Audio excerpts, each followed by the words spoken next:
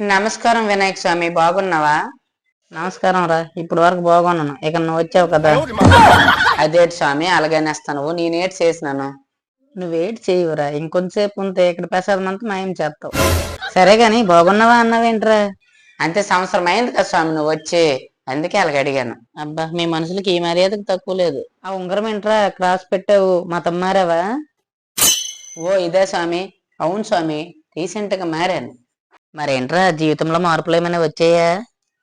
అంటే మన గుణాలు మారింది, ఎన్ని మతాల్లో మారినా వేస్ట్ అని తర్వాత తెలిసింది స్వామి. ఇప్పుడు అర్థమైంది అనమాట నీకు, మంచిది. నా కోసం ఏం తెచ్చావురా మరి? మీకోసమా స్వామి? కుడుములు, ఉండ్రాళ్ళు, పులహరి అవన్నీ తెచ్చావా? తేరా ఇటు.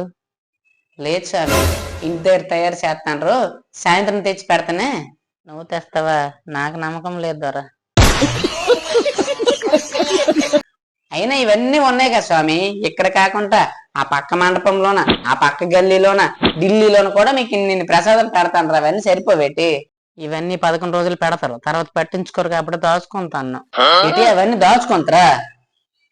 అంతవరకు ఉంటాయా పోబా అవి? లేదురా, అవన్నీ ఫ్రిడ్జ్ లో పెడతాను. మీరు కూడా ఫ్రిడ్జ్లు వాడతారా? ఎందుకు వాడము? మీరు వాడే ఫ్రిడ్జ్ లో వస్తువు ఒక రోజే ఉంటది, నేను వాడే ఫ్రిడ్జ్ లో సంవత్సరం పాటు ఉంటది.